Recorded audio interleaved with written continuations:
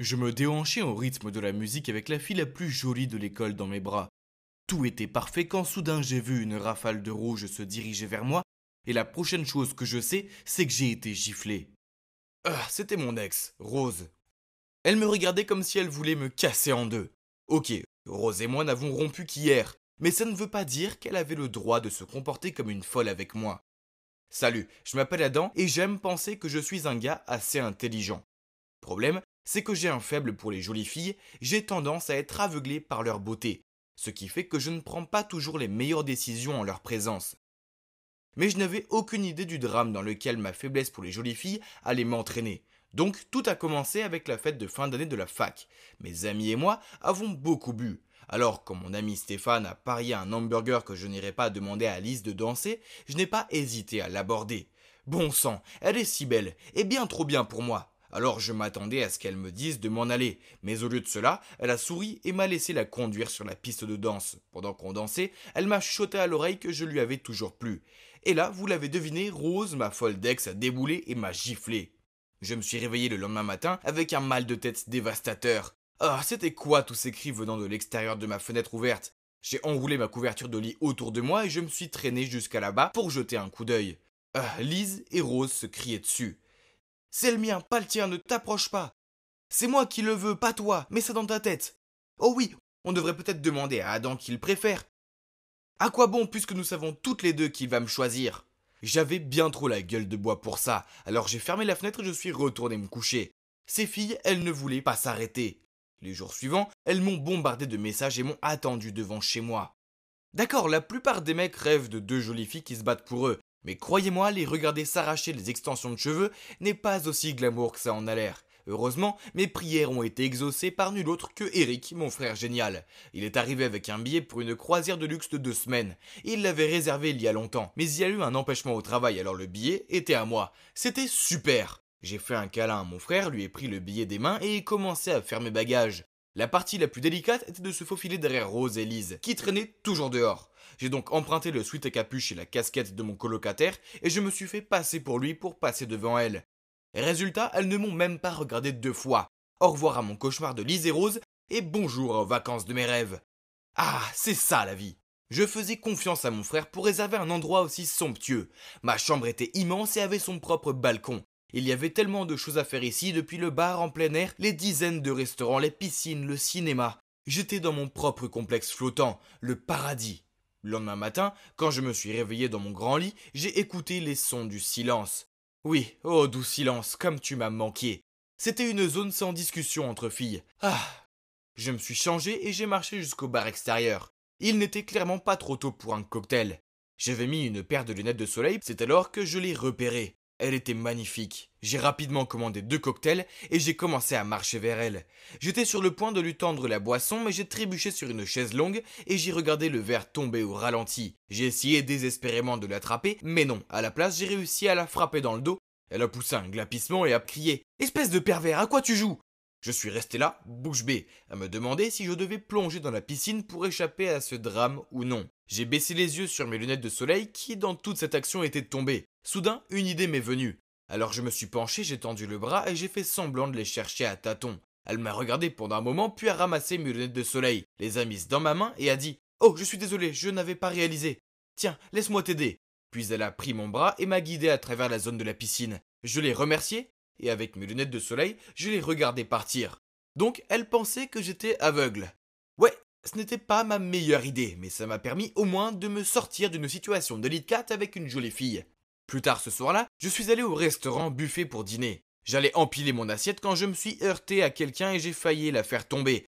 Ah, c'était encore cette jolie fille. J'ai rapidement mis mes lunettes de soleil, puis je me suis délibérément tourné dans le mauvais sens et je dis à haute voix: Oh, je suis désolé.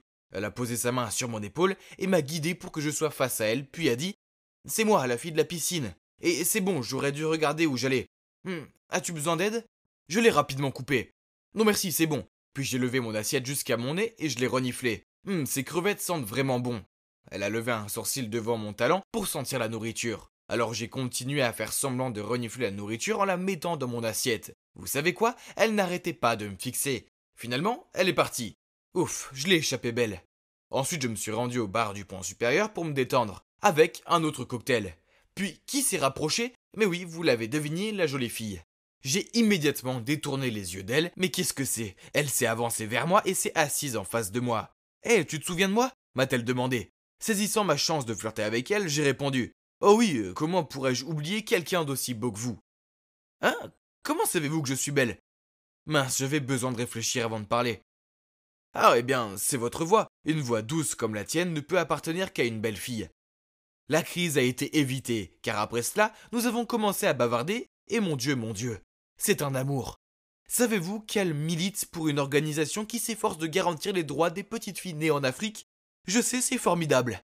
La soirée touchait à sa fin, et elle a dit « Oh, au fait, je m'appelle Bella. » J'ai répondu « Bella, un nom aussi beau que ton âme. Moi, c'est Adam. » Elle a eu un petit rire nerveux. « Eh bien, Adam, il se fait tard. Je suppose que je ferais mieux de retourner dans ma cabine. » Je ne voulais pas que la nuit se termine, alors j'ai lâché. « Waouh, Bella, regarde le ciel, n'est-il pas magnifique ?» Elle m'a regardé fixement, puis m'a répondu « Comment tu sais ?»« Oups, bien sûr, j'étais censé être aveugle. Je peux le sentir avec la brise. » Elle m'a jeté un regard interrogateur, puis a dit « Bien, bonne nuit. Et si on se retrouvait à la salle de jeu de demain, disons à 10 heures ?» J'ai accepté avec enthousiasme, puis elle est partie. Encore une fois, je l'ai échappé belle. Je devais vraiment être plus prudent. Bella, Bella, Bella, je n'arrêtais pas de penser à elle. Le lendemain, je suis un enfant quand il s'agit d'arcade, je ne peux pas m'en empêcher. Mon enfant intérieur sort et... Oh, un jeu de course de voiture. Non, je faisais semblant d'être aveugle, donc je me suis maladroitement attardé dans le hall et j'ai attendu que Bella se montre. Quand elle est arrivée, elle a pris mon bras et m'a guidé dans la salle d'arcade. Elle m'a décrit toutes les machines de jeu, ce que je trouvais très gentil. Puis elle m'a conduit à la machine, à attraper les peluches et à pousser un cri d'excitation.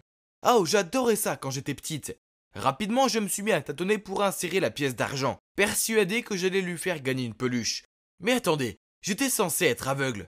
Alors j'ai touché les commandes et j'ai fermé les yeux. Son rire disait tout. Échec massif. Tout se passait bien jusqu'à ce que Bella doive aller aux toilettes et me demande de ne pas bouger et de l'attendre près d'une machine de jeu de tir, qui se trouve être mon jeu d'arcade préféré de tous les temps.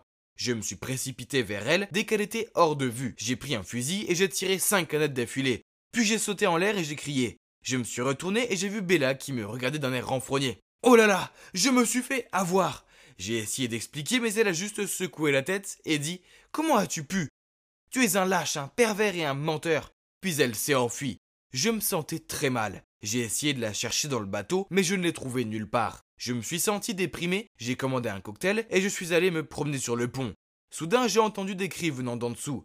Qu'est-ce que c'était? J'ai jeté un coup d'œil en bas et j'ai vu un homme et une femme qui essayaient de traîner une petite fille dans l'un des radeaux de sécurité.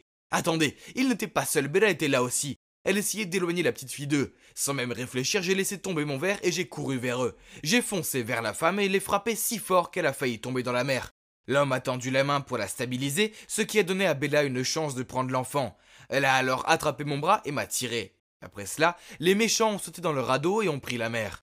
Nous avons rendu la fille à ses parents. Il s'avère que Bella se rendait à sa cabine lorsqu'elle a vu un couple en larmes qui ne trouvait pas leur fille. Alors elle est partie à sa recherche et a découvert l'enlèvement. Après cela, Bella m'a pardonné car j'avais sauvé la journée et tout ça. Et nous avons passé le reste du voyage ensemble. Puis le dernier jour, je me suis mis à genoux et lui ai demandé d'être ma petite amie. Et elle a dit oui. Je l'ai ramenée chez moi et alors que nous marchions vers ma maison, Lise et Rose ont couru vers moi et ont commencé à se disputer pour savoir qui je préférais. Oh mince, je les avais oubliés. Comprenant la situation, Bella s'est approchée d'elle. Merci mon Dieu, vous êtes là. Je suppose que l'une d'entre vous est sa petite amie, n'est-ce pas? Il y a eu un accident et Adam est aveugle maintenant. Il a vraiment besoin de quelqu'un à ses côtés 24/7. En entendant cela, je me suis rapidement coordonné avec elle en agitant mes bras d'une façon désordonnée. Alors, laquelle est ta petite amie, Adam? C'est Lise. Rose a rapidement ajouté son grain de sel. Non, il est tout à toi. On a traîné ensemble qu'une fois. Ah, quelle poire, je l'ai regardé s'enfuir. Puis Bella et moi avons éclaté de rire. Après cela, je lui ai tendu le bras et l'ai laissé me guider vers la maison. Vous savez, en souvenir du bon vieux temps. Lui mentir en prétendant être aveugle était une chose stupide à faire. Mais je l'ai fait parce qu'être en présence de belles filles me rend si nerveux que je fais des choses stupides. C'est une chance que Bella m'ait pardonné parce que je pense que ce crétin a peut-être trouvé la fille de ses rêves.